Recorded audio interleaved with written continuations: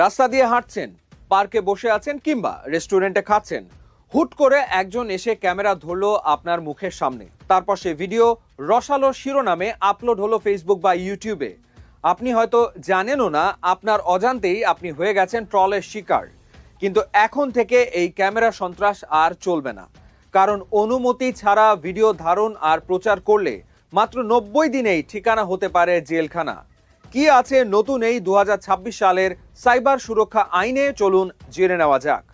গত 10ই এপ্রিল সংসদে পাশ হয়েছে সাইবার সুরক্ষা আইন 2026, আর গতকাল 21শে এপ্রিল সংসদের প্রশ্নোত্তর পর্বে নেত্রকোনা 3 আসনের সংসদ সদস্য রফিকুল ইসলাম হিলালির এক প্রশ্নের জবাবে মন্ত্রী ফকির মাহবুব আনাম দিয়েছেন এক বিস্ফোরক তথ্য।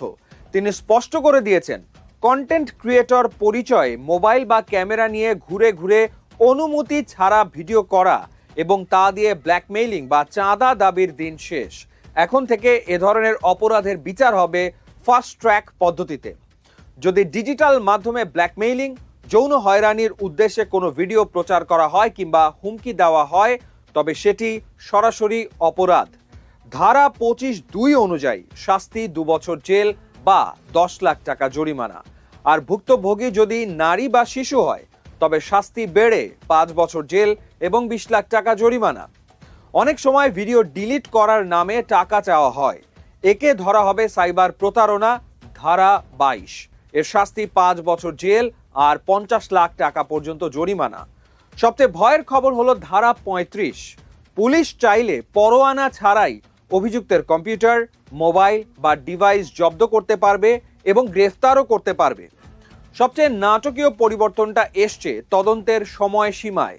ধারা 32 অনুযায়ী অভিযোগ পাওয়ার পর মাত্র 90 দিনের মধ্যে তদন্ত শেষ করতে হবে, অর্থাৎ মামলা ঝুলে থাকার সুযোগ কম, বিচার হবে দ্রুত। অনেকে ভাবতে পারে ভিডিও করে ডিলিট করে দিলেই তো হলো, কিন্তু আধুনিক প্রযুক্তির কাছে হার মানতে হবে অপরাধীকে। মন্ত্রী জানিয়েছেন, এবার সাইবার অপরাধ রুখতে মাঠে নামছে সোয়ার এবং ইডিআর এর মতো অত্যাধুনিক ক্লাউড ভিত্তিক সিকিউরিটি সলিউশন। এই প্রযুক্তিগুলো অনেকটা ডিজিটাল গোয়েন্দার মতো কাজ করে।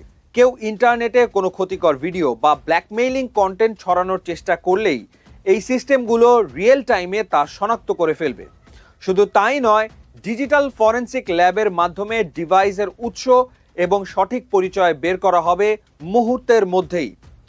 যারা মনে করেন বিদেশের মাটিতে বসে বাংলাদেশের নাগরিকদের নিয়ে মানহানিকর ভিডিও বানিয়ে পার পেয়ে যাবে, তাদের জন্য আছে কড়া বার্তা। 2026 সালের এই আইনের ধারা 48 অনুযায়ী বিদেশি অপরাধীদের শনাক্ত করতে পারস্পরিক সহায়তা আইন 2012 প্রয়োগ করা হবে, অর্থাৎ ইন্টারপোল বা আন্তর্জাতিক তদন্ত সংস্থাগুলোর সহযোগিতায় বিদেশের মাটিতেও চলবে আইনি প্রক্রিয়া। গ্লোবাল থ্রেট ইন্টেলিজেন্স নেটওয়ার্কের সঙ্গে যুক্ত হয়ে সরকার এখন আন্তর্জাতিক পর্যায়ে তথ্য ও লগ আদান প্রদান করতে পারবে। ভিউ বাড়াতে গিয়ে অন্যের ব্যক্তিগত গোপনীয়তা বা প্রাইভেসি নষ্ট করা কোনো সৃজনশীল কাজ নয়। 2026 সালের এই আইনটি মূলত সাধারণ মানুষকে ডিজিটাল হ্যারাসমেন্ট থেকে রক্ষা করতেই আনা হয়েছে। এই আইনের সবচেয়ে শক্তিশালী দিক হলো এর স্বচ্ছতা এবং গতির সমন্বয়। অনেকের মনেই ভয় ছিল যে অভিযোগ করলে কি আসলেই প্রতিকার পাওয়া যাবে।